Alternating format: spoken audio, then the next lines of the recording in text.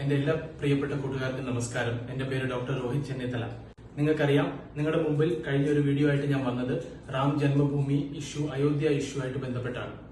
അന്ന് നടന്നതെന്ന് പറഞ്ഞാൽ NDA സർക്കാർ, BJPയുടെ NDA സർക്കാർ ഒരു റീ ഇലക്ഷന് വേണ്ടി ഇലക്ഷനെ നേരിടാൻ പോകുമ്പോൾ നടത്തിയ ഒരു ഗിമ്മിക് എന്ന് വേണമെങ്കിൽ നമുക്ക് പറയാം. റാം ജന്മഭൂമി പ്രാണപ്രതിഷ്ഠ.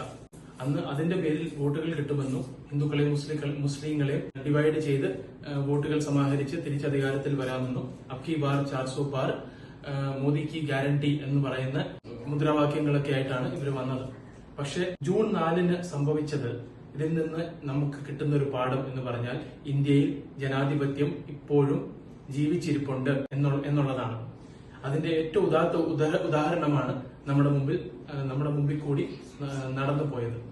നമുക്കറിയാം, ജൂൺ 4-ന് സംഭവിച്ചത് കേവല ഭൂരിപക്ഷം കിട്ടാതെ BJP സർക്കാർ ഉണ്ടാക്കാൻ വെള്ളം കുടിച്ചെന്നും പ്രതിപക്ഷ പാർട്ടികൾ ഒന്നിച്ചുണ്ടാക്കിയ സഖ്യം, ഇന്ത്യ സഖ്യം വളരെ മുന്നേറി കോൺഗ്രസിന് ഒറ്റയ്ക്ക് 100 സീറ്റിന് മേളിൽ കിട്ടുകയും ചെയ്തു.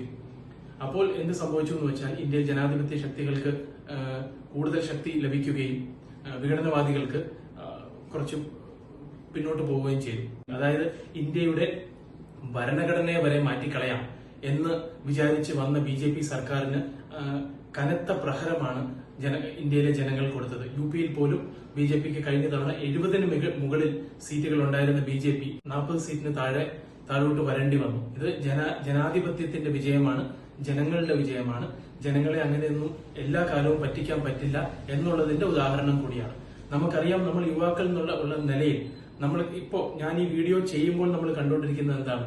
ഇന്ത്യയുടെ എഡ്യൂക്കേഷൻ സിസ്റ്റത്തിന്റെ പരാജയമാണ് നമ്മൾ കണ്ടുകൊണ്ടിരിക്കുന്നത്. ഇവിടെ ഒരു 1 നേഷൻ 1 ഇലക്ഷൻ നടത്താൻ ആഗ്രഹിക്കുന്ന ഗവൺമെന്റ് എക്സാം പോലും നടത്താൻ അവർക്ക് പറ്റുന്നില്ല. നീറ്റ് എക്സാമിനെ പറ്റിയാണ് ഞാൻ പറഞ്ഞു വരുന്നത്, നിങ്ങൾക്ക് മനസ്സിലാവും. അതിന്റെ തുടർച്ചയിൽ ഇന്നലെയാണ് നീറ്റ് PG എക്സാമിനേഷൻ തലേ ദിവസം മാറ്റിവെച്ചിരിക്കുകയാണ്. വിദ്യാർത്ഥികൾക്ക് ഉണ്ടാകുന്ന ബുദ്ധിമുട്ടുകളൊക്കെ ഞാൻ നിങ്ങളോട് പറയേണ്ട ആവശ്യമില്ല. നാഷണൽ ടെസ്റ്റിംഗ് ഏജൻസിയുടെയും ഇന്ത്യയുടെ എഡ്യൂക്കേഷൻ മിനിസ്ട്രിയുടെയും ഏറ്റവും വലിയ പരാജയമാണ് നമ്മൾ കണ്ടുകൊണ്ടിരിക്കുന്നത്. Governance is what we require in India. ഇന്ത്യയിൽ വേണ്ടത് എന്താണ്? നല്ല ഭരണം, ഗുഡ് ഗവർണൻസ്. നല്ല ഭരണം കാഴ്ചവെക്കാൻ ആർക്ക് പറ്റും? എങ്ങനെ ഇന്ത്യയിലെ ജനങ്ങളുടെ ജീവിത നിലവാരം വർദ്ധിപ്പിക്കാൻ പറ്റും? എങ്ങനെ ഇന്ത്യയിലെ ജനങ്ങളെ പട്ടിണിയിൽ നിന്ന് ഉയർത്താൻ പറ്റും? ഇതൊക്കെയാണ് നമ്മൾ യുവാക്കൾ കാണേണ്ടത്. അങ്ങനെയുള്ള കറപ്ഷൻ ഇല്ലാത്ത, വളരെ ആത്മാർത്ഥതയോടെ പ്രവർത്തിക്കുന്ന ആളുകളെ നമ്മൾ വളർത്തിക്കൊണ്ടുവരണം.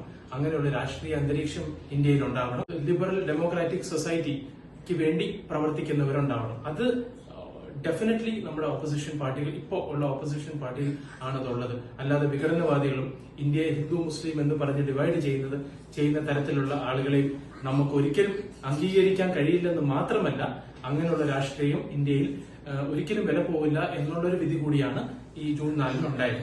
ഇതുകൊണ്ട് 2 കാര്യങ്ങളാണ് നമുക്ക് ഗുണകരമായിട്ട് വന്നത്. ഒന്ന്, ഇന്ത്യയിൽ ജനാധിപത്യം, ഞാൻ നേരത്തെ പറഞ്ഞു, ഇന്ത്യയിൽ ജനാധിപത്യം ജീവിച്ചിരിപ്പുണ്ട് എന്നുള്ളതിന്റെ ഒരു ഉദാഹരണം നമ്മൾ കാണുമ്പോൾ എന്താ, ഈ ഇലക്ഷനിൽ നിന്ന് ഒരു ഇമേജ് നിങ്ങളുടെ മനസ്സിൽ പതിഞ്ഞിട്ടുണ്ടോ എന്ന് ചോദിച്ചാൽ അത് ഏത് ഇമേജ് ആയിരിക്കും, അല്ലെങ്കിൽ ഏത് ഫോട്ടോ ആയിരിക്കും എന്ന് ചോദിച്ചാൽ, നമ്മൾ പത്രങ്ങളിലും സോഷ്യൽ മീഡിയയിലും കണ്ട രാഹുൽ ഗാന്ധിയുടെ ഒരു ഫോട്ടോ അല്ലേ?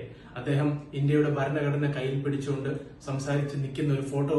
ആ ഒരു ഫോട്ടോ ആണ് ഈ ഒരു ഇലക്ഷന്റെ അന്തസ്സത്ത് എന്ന് എനിക്ക് പറയാൻ കഴിയും, എന്റെ ഒരു അഭിപ്രായത്തിൽ എനിക്ക് പറയാൻ കഴിയും. കാരണം ആ ഒരു ഇന്ത്യയുടെ കോൺസ്റ്റിറ്റ്യൂഷന് വേണ്ടി ഉള്ള ഒരു ഇലക്ഷൻ ആയിരുന്നു ഇത്.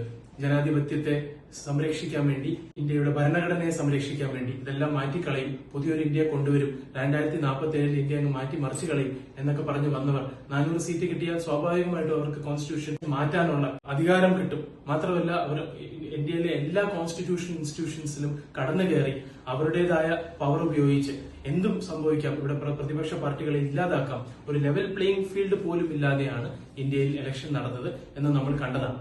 എന്നിട്ട് പോലും ഇന്ത്യയിലെ ജനങ്ങൾ ഉയർന്ന് പ്രവർത്തിച്ചു എന്ന് കൂടി ഈ ഒരു അവസരത്തിൽ ഞാൻ പറയാൻ ആഗ്രഹിക്കുന്നു. ഏറ്റവും വലിയ കാര്യമാണ്, ഇന്ത്യയിൽ ജനാധിപത്യം വീണ്ടും തുടരും. ഈ ഇന്ത്യയുടെ ഭരണഘടനയെ ആര് വിചാരിച്ചാലും മാറ്റാൻ പറ്റില്ല. അങ്ങനെയൊന്നും പെട്ടെന്ന് മാറ്റാൻ പറ്റുന്നതല്ല 1950-ൽ ഇന്ത്യയിൽ നിലവിൽ വന്ന ഇന്ത്യയുടെ ഭരണഘടന.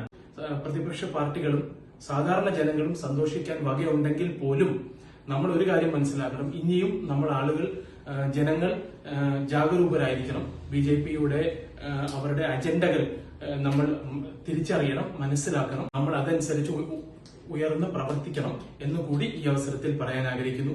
ഇപ്പോൾ എന്നെ പോലൊരു മനുഷ്യൻ, സാധാരണ ഒരു വ്യക്തി, ഇങ്ങനെ സോഷ്യൽ മീഡിയ വഴി സംസാരിക്കാൻ ഉള്ള ധൈര്യം എനിക്ക് കിട്ടുന്നത് ഇന്ത്യയുടെ ഭരണഘടനയൊക്കെ ഉള്ളതുകൊണ്ടാണ്. അതൊക്കെ നാളെ നമ്മുടെ കയ്യിൽ നിന്ന് പോവാതിരിക്കാൻ വേണ്ടി നമ്മൾ സൂക്ഷിക്കണം എന്നുകൂടി ഒരു മെസ്സേജ് ഞാനിവിടെ എന്റേതായ എളിയ രീതിയിൽ തരാൻ ആഗ്രഹിക്കുന്നു. ഇത്രയും മാത്രം പറഞ്ഞുകൊണ്ട് ഞാൻ എന്റെ വാക്കുകൾ അവസാനിപ്പിക്കുന്നു. നന്ദി, നമസ്കാരം, ജയ് ഹിന്ദ്.